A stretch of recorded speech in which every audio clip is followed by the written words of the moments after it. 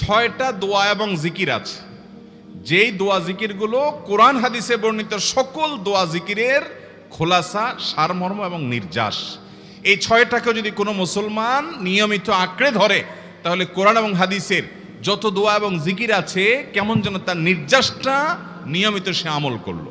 বলবো সেগুলা। এই 6টা দোয়া এবং জিকিরের মধ্যে সর্বপ্রথম হলো নবী করিম সাল্লাল্লাহু আলাইহি সাল্লামের প্রতি দুরূদ প্রেরণ করা। নবীজি সাল্লাল্লাহু আলাইহি সাল্লামের প্রতি দুরূদ প্রেরণ করার আমল এরকম আমল, আপনি যদি সারা দিনে শুধুমাত্র নবীজির প্রতি দুরূদ প্রেরণ করার আমলটাই জিকির হিসাবে সবচেয়ে বেশি করেন, দোয়া হিসাবে যদি এটাই আপনি সারাদিন করতে থাকেন, তো আপনার জন্য যথেষ্ট হবে। আল্লাহর কাছে আর কিছু না চাইলেও চলবে, আর কিছু না চাইলেও চলবে। দুরূদ মানে হলো নবীজির জন্য দোয়া করা। ভাই, আল্লাহ তার হাবিবকে রহম করবেন, আপনার আমার দোয়ার দিকে আল্লাহর তাকানোর কোনো ঠেকা আছে? নবীজি কি আমাদের দোয়ার কোনো মুখাপেক্ষী? কিন্তু আমরা তার জন্য দোয়া করলে ওই চান্সে আল্লাহ তাআলা আমাদের প্রতি অনুগ্রহ করবেন। একবার না, আপনি নবীজির প্রতি একবার রহমতের দোয়া করবেন, একবার দুরূদ পাঠ করবেন।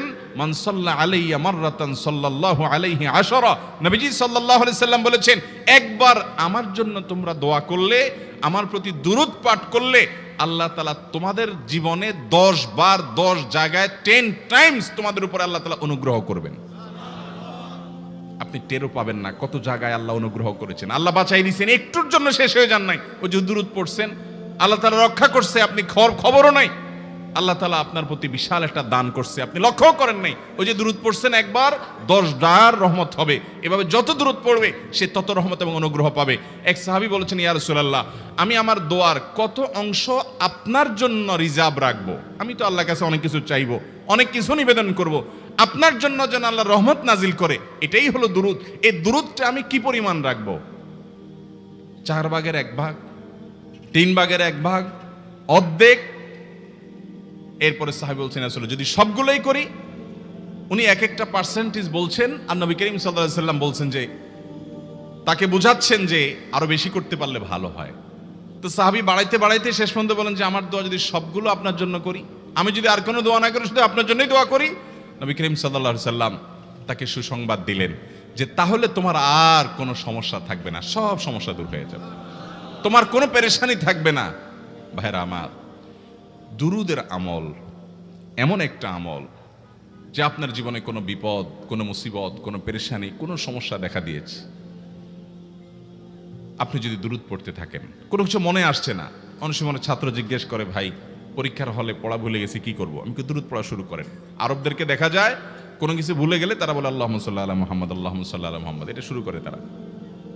কারণ নবী করিম সাল্লাল্লাহু আলাইহি সাল্লাম এর হাদিস থেকে স্পষ্টভাবে, একটি নয় বহু হাদিস থেকে প্রমাণিত, যে ব্যক্তি দুরূদটা নিয়মিত পাঠ করবে, সালাত আলা নবীটাকে যে ব্যক্তি আঁকড়ে ধরবে, সব সময় তার মুখ থেকে সালাত সালাত সালাম চলতে থাকে, এই ব্যক্তির সকল গুনাহ আল্লাহ মাফ করে দিবেন, সকল পেরেশানি আল্লাহ তাআলা মুক্ত করে দিবেন। ভাইরা আমার, দুরূদের আমলটা এত গুরুত্বপূর্ণ আমল, এটা আমরা করি এখন। অনেকে আছেন যে আনুষ্ঠানিকতা যখন থাকে দুরূদের, মিলাদের, তখন একটু সালাত আলা নবী যেভাবে করেন। আর বাকি অনেকে আছেন যেগুলো করারও কোনো খোঁজ খবর নাই। দুরূদ বেশি বেশি করে পাঠ করবো তো ইনশাআল্লাহ। সবচেয়ে শ্রেষ্ঠ দুরূদ, সবচেয়ে উত্তম দুরূদ হলো দুরূদ ইব্রাহিম, যেটা নামাজে পড়েন। আর সবচেয়ে সংক্ষিপ্ত দুরূদ হলো সাল্লাল্লাহু আলাইহি ওয়াসাল্লাম। এছাড়া নবীজির প্রতি দোয়ামূলক যে কোনো দুরূদই আল্লাহর কাছে গ্রহণযোগ্য হতে পারে, যদি দুরূদের অর্থের মধ্যে, কথামালার মধ্যে খারাপ কিছু না থাকে। দুরূদের নামে অনেকগুলো দুরূদ প্রচলিত আছে বিভিন্ন বই পুস্তকে, অমুক দুরূদ পড়লে অমুক এত নেকি হয়, বা অমুক দুরূদ পড়লে এতবার পড়লে ওই বিপদ দূর হয়। এগুলো কোনো হাদিস নির্দেশিত না, এগুলো হয়তো কারো তাজরিবা, অভিজ্ঞতা নির্ভর। কিন্তু হাদিস নির্দেশিত দুরূদ হলো দুরূদ ইব্রাহিম, আর সবচেয়ে সংক্ষিপ্ত দুরূদ হলো সাল্লাল্লাহু আলাইহি সাল্লাম। অর্থের ভিতরে যদি খারাপ কিছু, শিরকের কিছু না থাকে, নবীকে আবার আল্লাহর পর্যায়ে পৌঁছানোর মতো গুমরাহি যদি না থাকে দুরূদের অর্থের মধ্যে, তাহলে যে কোনো দুরূদই আপনি আল্লাহর কাছে পেশ করতে পারেন। তাহলে 6টা দোয়া হলো কোরআন হাদিসের শত শত সহস্র দোয়ার নির্যাস এবং খোলাসা। তার 1 নম্বর হলো দুরূদের আমল। করবো না বেশি বেশি ইনশাআল্লাহ? আমার জীবনে বহুবার এমন হয়েছে, বহুবার এমন এমন বিপদ যে দেয়ালে পিঠ ঠেকে গেছে, এখান থেকে উদ্ধারের কোনো পথ আর চোখের সামনে দেখা যাচ্ছে না।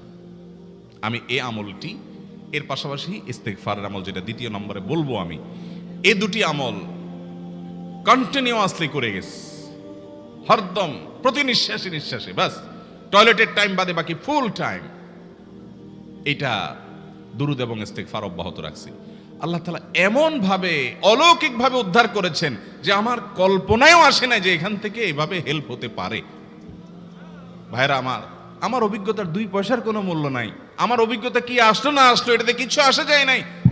রহমতুল্লিল আলামিন আল্লাহর রাসূল, আল্লাহর নবী ওয়াদা করেছেন যে আপনার পেরেশানি দূর হবেই হবে ইনশাআল্লাহ। অতএব দুরূদের আমল বেশি বেশি করব না ইনশাআল্লাহ। নাম্বার 2, ইস্তেগফার। ইস্তেগফার ইস্তেগফার এটাও বেশি বেশি করতে হবে, দুরূদও বেশি বেশি করতে হবে। দুরূদের ব্যাপারে নবী করিম সাল্লাল্লাহু আলাইহি সাল্লাম এক হাদিসে বলেছেন, আকসিরু আলাইয়া মিনাস সালাতি মিন ইয়াউমিল জুমআতি ওয়া লাইলাতিল জুমআহ। জুমার রাতে আর জুমার দিনে, অর্থাৎ বৃহস্পতিবার দিবাগত রাত আর জুমার দিন শুক্রবার, এই সময়গুলোতে তোমরা আমার প্রতি বেশি বেশি দুরূদ পাঠ করো। এই যে নবীজি বলছেন বেশি বেশি পাঠ করো, তাহলে দুরূদটা বেশি বেশি পাঠ করতে হবে। ঠিক একইভাবে 2 নম্বর যেটা, দ্বিতীয় আমল যেটা ইস্তেগফার, এটাও বেশি বেশি করতে হবে।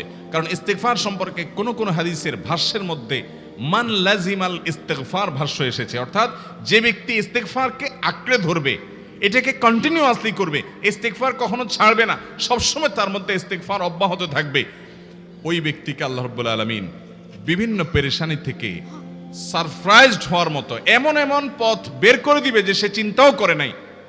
তার পেরেশানি থেকে মুক্তির পথ আল্লাহ তাআলা দেখায় দিবেন। ইস্তেগফার কিভাবে করবেন ভাই? ইস্তেগফার এমন একটা আমল, এটা ছাড়া তো আমাদের উপায় নাই ভাই। ইস্তেগফার আমাদের দুনিয়ার পেরেশানি দূর করবে, আখিরাতের পেরেশানি দূর করবে। দুনিয়ার পেরেশানি আমাদের বিপদ আপদ মুসিবত, এগুলো রিজিকের অনটন অভাব এগুলা, আর আখিরাতের পেরেশানি হলো আমাদের পাপ গুনাহ এগুলা। কোরআনে কারিমে আল্লাহ রাব্বুল আলামিন সূরা নূহের মধ্যে আল্লাহ নবী নূহ আলাইহিস সালাম তার সম্পর্কে বলছেন, ফাকুলতুস্তাগফিরু রাব্বাকুম ইন্নাহু কানা গাফফারা ইউরসিলিস সামাআ আলাইকুম মিদরারা ওয়া ইউমদিদুকুম বিআমওয়ালিন ওয়া বানিন ওয়া ইয়াজআল লাকুম জান্নাতিন ওয়া ইয়াজআল লাকুম আনহারা। তিনি বলেন, আমি বলেছি আমার জাতিকে তোমরা ইস্তেগফার কাছে ইস্তেগফারটা করতে থাকো। রুটি রুজি নাই, চাকরি নাই, ইনকাম নাই, ব্যবসা খারাপ যাচ্ছে, পেরেশানি হচ্ছে, ইস্তেগফার ধরো, কি হবে? ইন্নাহু কানা গাফফারা। যদি ইস্তেগফার করো, 1 নম্বর লাভ হলো আল্লাহ মাফ করে দিবেন গুনাহ।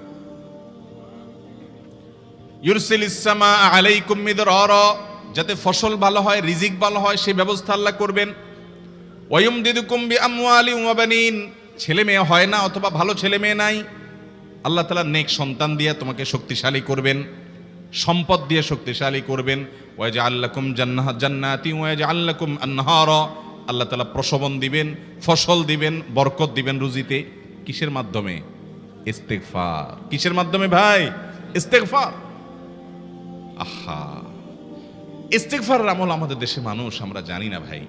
এটাও আরবদেরকে আমি দেখেছি সারাক্ষণ তারা অবসর সময়গুলোতে ইস্তেগফার করতে থাকে, আস্তাগফিরুল্লাহ ওয়া আতুবু ইলাইহি, আস্তাগফিরুল্লাহ আস্তাগফিরুল্লাহ। মানে কি?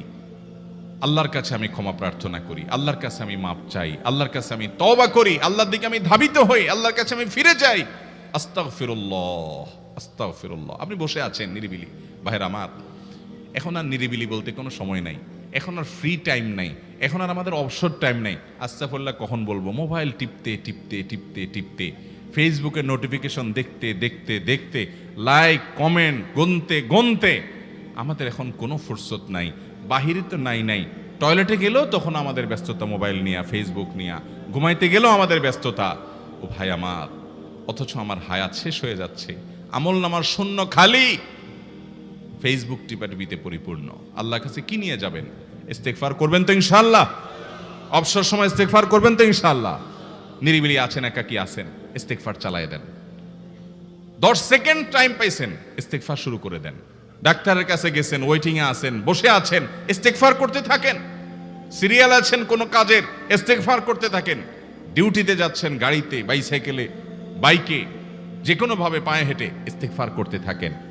যে কোনো অবসরের সময়গুলোকে ইস্তেগফার দিয়ে পরিপূর্ণ করে দেন। ভাইরা আমার, ইস্তেগফার সকল সমস্যার সমাধান। ইস্তেগফারের ভিতরে সবচেয়ে শ্রেষ্ঠ ইস্তেগফার হলো সাইয়্যিদুল ইস্তেগফার। সাইয়্যিদুল ইস্তেগফারটা যদি মুখস্থ না পারেন, অন্তত লিখিত ভার্সনটা পড়েন। সাইয়্যিদুল ইস্তেগফারের যে অর্থ, এটার যে মর্ম, বড় হৃদয়গ্রাহী ভাই, বড় মর্মস্পর্শী। ইমানদার এটার অর্থের দিকে তাকায় যদি পড়ে, তো তার অন্তর না গলে পারে না। আল্লাহুম্মা আনতা রব্বি, হে আল্লাহ আপনি আমার রব, আপনি আমার পালনকর্তা লাগেন। আপনার সাথে আমার এই সম্পর্ক, আমি আপনার গোলাম, আপনি আমার রব, এই সম্পর্কটা আপনার সাথে আছে। আল্লাহুম্মা আনতা রব্বি লা ইলাহা ইল্লা আন্ত, ও আল্লাহ আপনি ছাড়া আমার ইবাদত, আমার গোলামি, আমার দাসত্ব, উপাসনার উপযুক্ত আর কেউ নাই। আল্লাহুম্মা আনতা রব্বি লা ইলাহা ইল্লা আন্ত খালাকতানি, আপনি আমাকে সৃষ্টি করেছেন। ওয়া আনা আবদুক, আল্লাহ আমি আপনার গোলাম। দেখেন কিভাবে আল্লাহর সাথে সম্পর্কটার কথা বলা হচ্ছে মুহাব্বতের সাথে।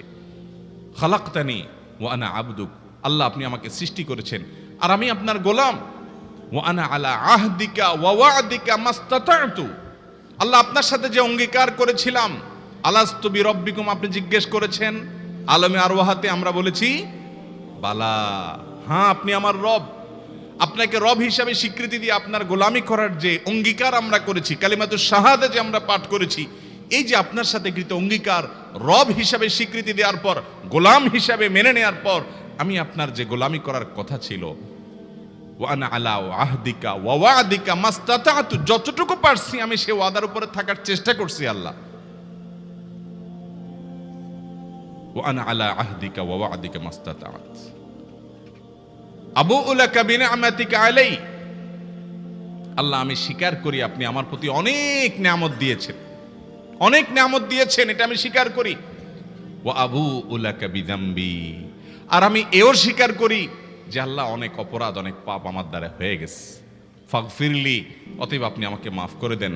ফাইন্নাহু লা ইয়াগফিরুয যুনুবা ইল্লা আনতা, কারণ আপনি ছাড়া আর কেউ গুনাহ ক্ষমা করতে পারবে।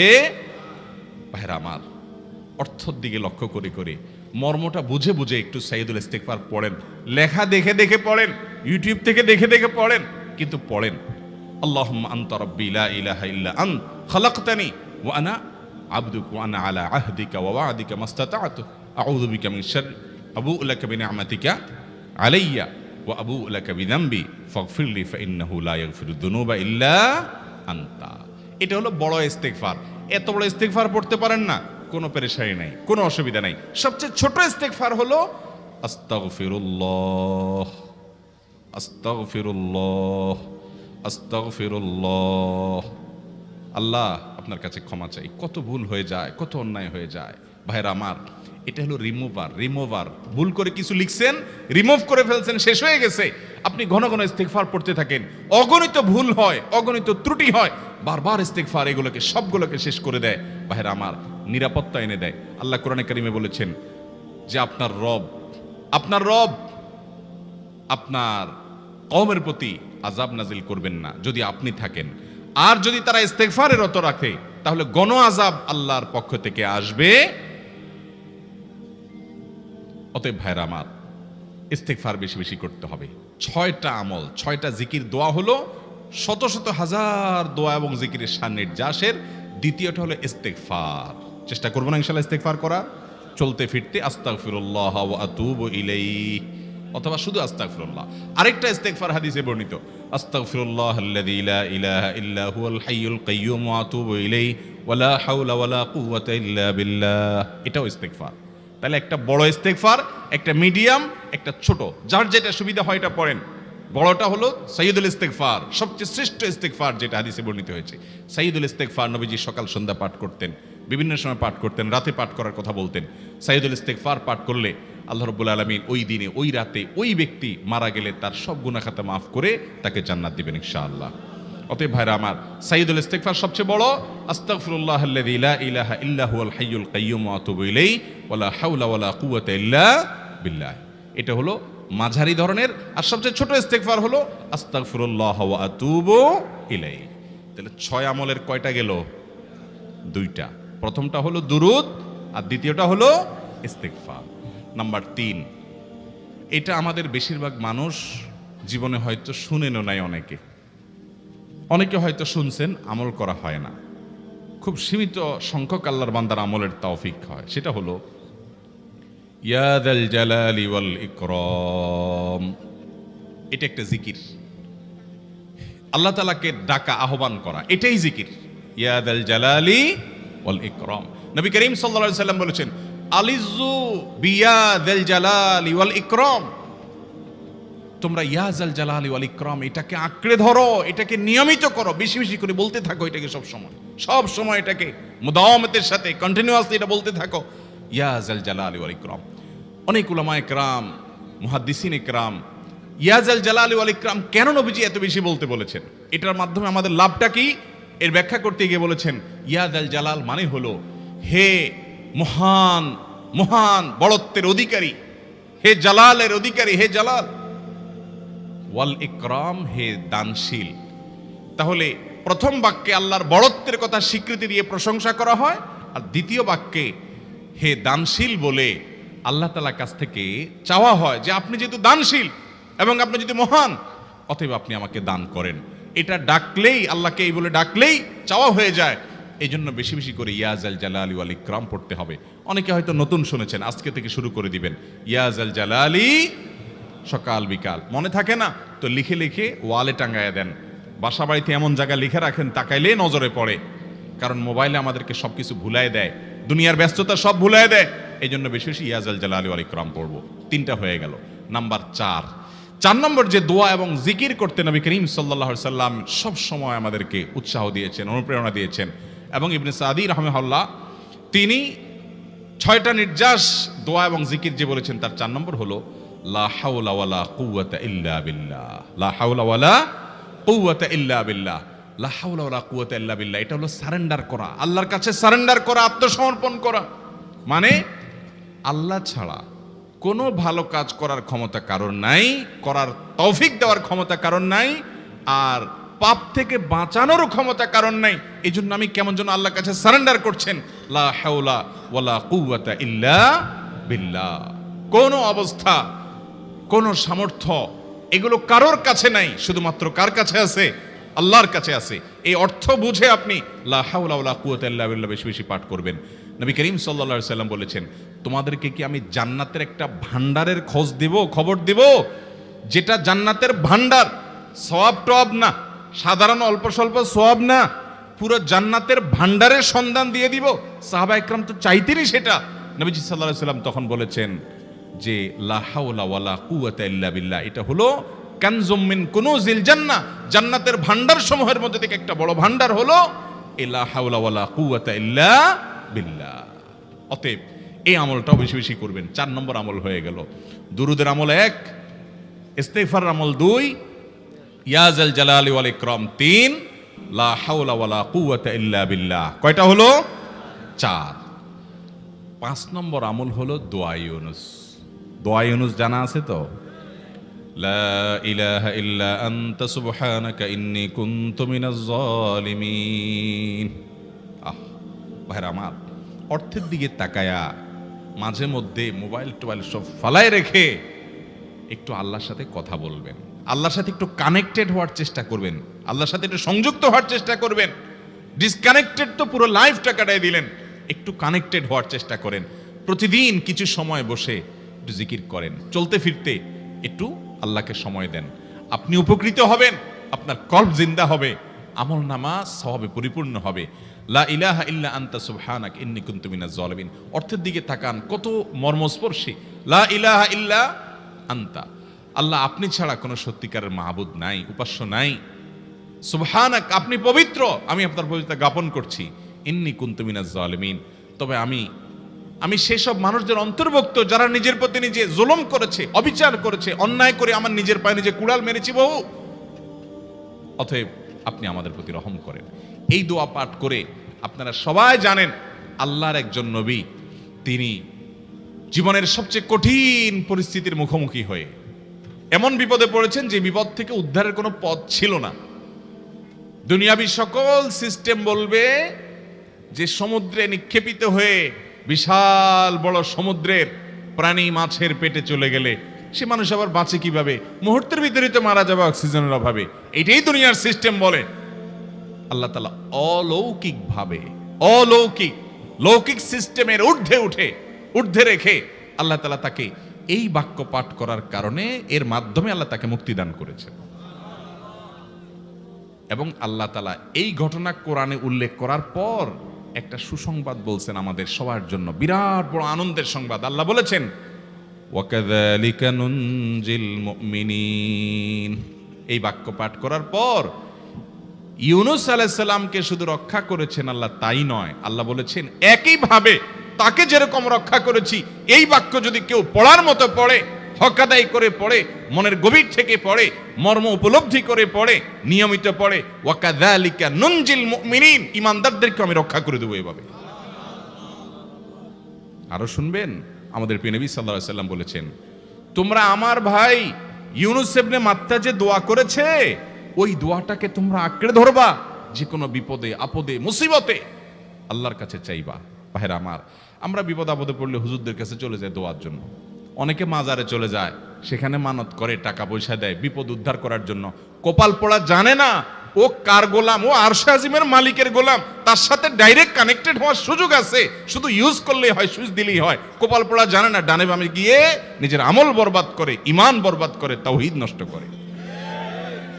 ভাইরা আমার, তাহলে যে কোনো সমস্যা ফিল করি অথবা স্বাভাবিক অবস্থাতে দোয়া ইউনূস পাঠ করব, লা ইলাহা ইল্লা আনতা সুবহানাকা ইন্নী কুনতু মিনাজ জালিমিন। ভাইরা আমার, দুনিয়ার মানুষের কাছে আপনি অপরাধী এটা বললে খারাপ লাগে।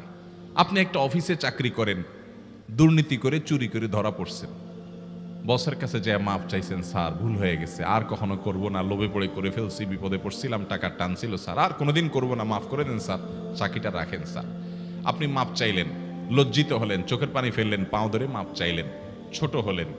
এই ছোট হওয়ার পরে আপনার চাকরি যদি টিকেও যায়, বস যদি আপনাকে মাফ করেও দেন, তারপরেও কি আপনার কাছে ভালো লাগবে? না এত বড় একটা অঘটন ঘটলো, ছোট হলেন, সবার সামনে লজ্জিত হলেন, অনুতপ্ত হলেন, ধরা পড়লেন, মাপ চাইতে হলো, এজন্য আপনার খারাপ লাগবে না? কিরকম খারাপ লাগবে? এত খারাপ লাগে অনেকে সহ্য করতে পারে না, গুনাহের দিকে চলে যায়, আত্মহত্যা পর্যন্ত করে ফেলে, এই বেইজ্জতি সহ্য করতে পারে না। ঠিক না ভাই? ঠিক। মানুষের কাছে মাপ চাইলে, মানুষের কাছে ছোট হলে মানুষের কষ্ট হয়। অদ্ভুত।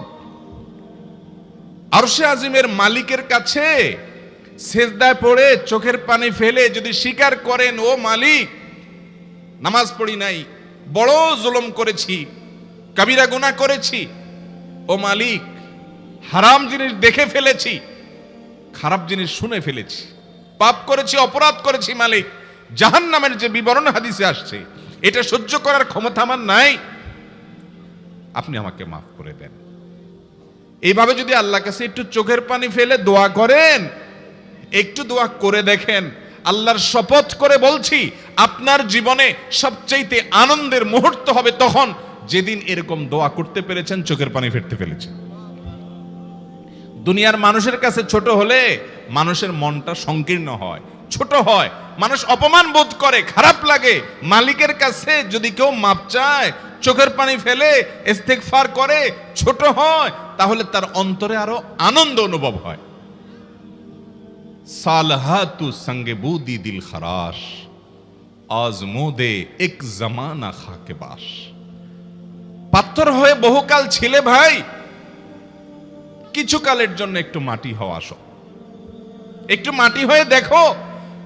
পাথর হয়ে তুমি যতটা আনন্দিত হয়েছো, পুলকিত হয়েছো, পরিতৃপ্ত হয়েছো, আরশে আজিমের মালিকের শপথ করে বলছি, আল্লাহর কাছে মাটি হয়ে, ছোট হয়ে, তুচ্ছ হয়ে, অপমানিত হয়ে, ক্ষমা চেয়ে, ইস্তেগফার করে তুমি যখন লা ইলাহা ইল্লা আনতা সুবহানাকা ইন্নী কুনতু মিনাজ জালিমিন, নিজে পাপ করেছো এটা স্বীকার যখন করবে, তখন আল্লাহ তাআলা শুধু মাফ করবেন না, তোমাকে ঈমানের স্বাদ দিবেন, তুমি সাথে সাথে অন্তরে সেটা অনুভব করবা। ভাইরা আমার, আল্লাহর দিকে ধাবিত হব তো ইনশাআল্লাহ, গুনাহের, পাপের, অপরাধের পথ ছেড়ে আসবো তো ইনশাআল্লাহ। লা ইলাহা ইল্লা আনতা সুবহানাকা ইন্নী কুনতু মিনাজ জালিমিন। কোরআন হাদিসের নির্যাসের 5 নম্বর আমল দোয়া ইউনুস।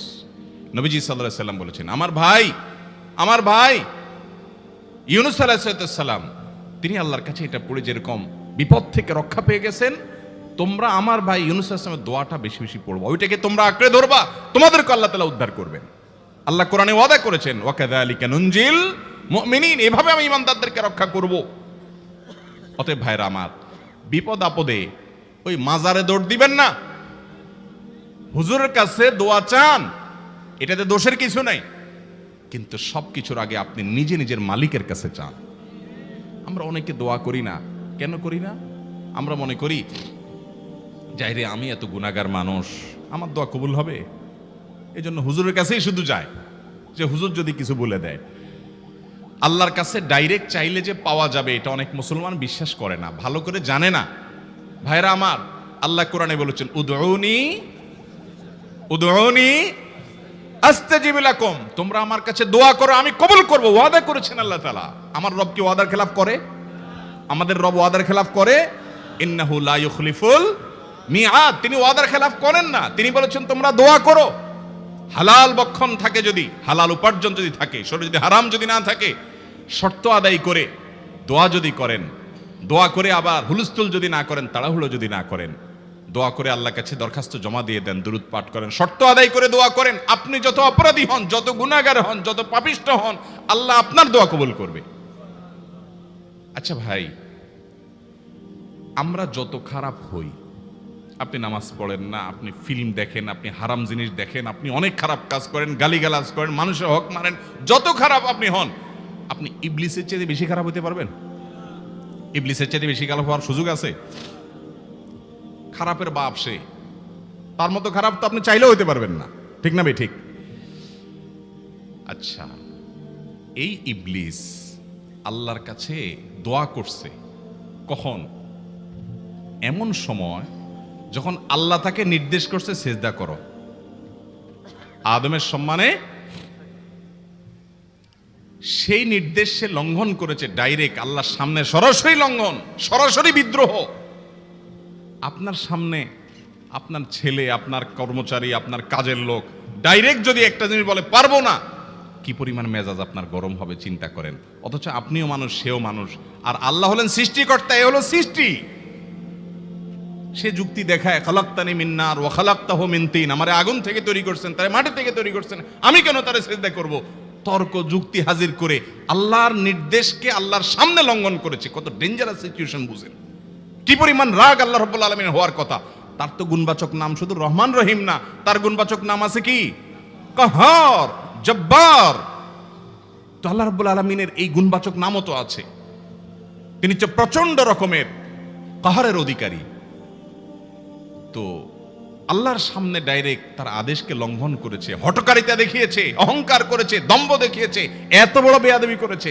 ওই টাইমে আল্লাহ তাআলা তো রাগ হওয়ার কথা।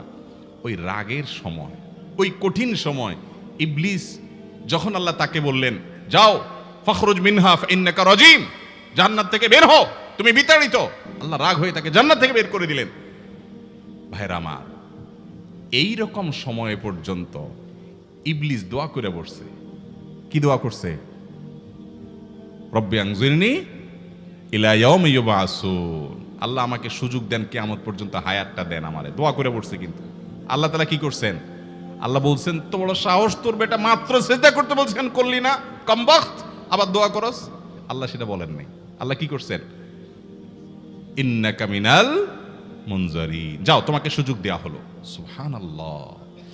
ইবলিস যদি আল্লাহর রাগ হওয়ার মতো সময়ে, ক্রোধ হওয়ার মতো সময়ে আল্লাহর সামনে আল্লাহর সরাসরি অবাধ্য হয়ে আল্লাহ তাকে বের করে দিচ্ছেন বিতাড়িত শয়তানকে, ওই টাইমে যদি দোয়া করার পর ইবলিসের দোয়া কবুল হয়, ও মুসলমান, আপনি আল্লাহর গোলাম হিসেবে নিজেকে স্বীকার করেন, আপনি যত পাপিষ্ঠ হন না কেন, আপনার দোয়া কেন কবুল হবে না?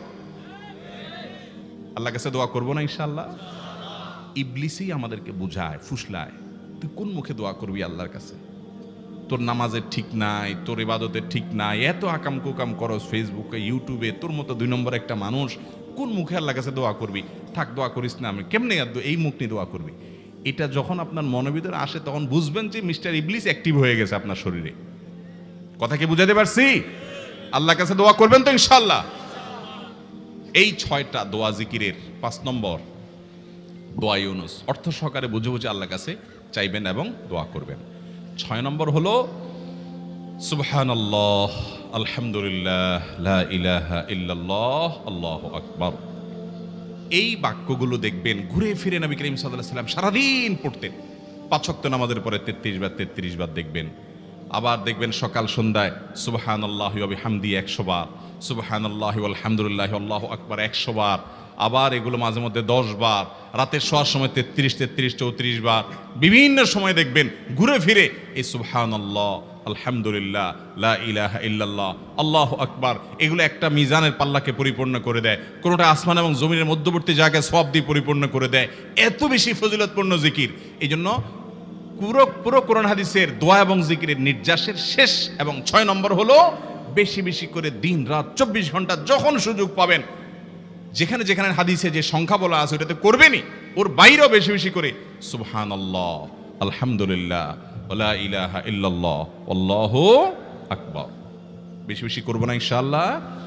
আবারও বলছি, পুরো কোরআন হাদিসের দোয়া এবং জিকিরের নির্যাস 6টির একটি হলো, এটি ইবনে সাঈদী রাহিমাহুল্লাহর গবেষণা, তার গবেষণার আলোকে তিনি এটা পেশ করেছেন। এটি আবার কোন হাদিস থেকে নির্যাস বের করে দেওয়া হয়েছে সে নয়, এটা একজন মুফাসসিরের গবেষণা। তিনি বলেছেন কোরআন হাদিসে যত দোয়া বলা হয়েছে সবগুলার মর্ম কথা এর মধ্যে চলে আসে। তাছাড়া নবী সাল্লাল্লাহু আলাইহি সাল্লাম এবং কোরআনে এইগুলাকে বেশি বেশি করতে বলেছেন। আলিজ্জু, আকফিরু, মান লাজিমা, এই শব্দগুলো ব্যবহার করা হয়েছে। এই জন্য এগুলো বেশি বেশি করে করতে হবে। এই যে শেষেরটা নবী সাল্লাল্লাহু আলাইহি ওয়াসাল্লাম সবসময় বিভিন্ন জায়গায় করতেন। আবারও বলছি, নাম্বার 1 দুরুদ, নাম্বার 2 ইস্তিগফার, নাম্বার 3 ইয়া যাল জালালি ওয়াল ইকরাম, নাম্বার 4 লা হাওলা ওয়ালা কুওয়াতা ইল্লা বিল্লাহ, জান্নাতের ভান্ডার এটা, নাম্বার 5 লা ইলাহা ইল্লা আনতা সুবহানাকা ইন্নী কুনতু মিনাজ জালিমিন, বিপদ না আসলেও স্বাভাবিক অবস্থায় পড়বেন। নাম্বার 6 সুবহানাল্লাহি ওয়াল হামদুলিল্লাহি ওয়া লা ইলাহা ইল্লাল্লাহু আল্লাহু আকবার। নিয়মিত করব তো ইনশাআল্লাহ। আল্লাহ আমাকে আপনাকে আমাদের সবাইকে আমল করার তৌফিক দান করুন, সব সময় জিকিরের মধ্যে থাকার তৌফিক দান করুন। জাযাকুমুল্লাহু খায়রা ওয়া আখিরু দাওয়ানা আলহামদুলিল্লাহি রাব্বিল আলামিন।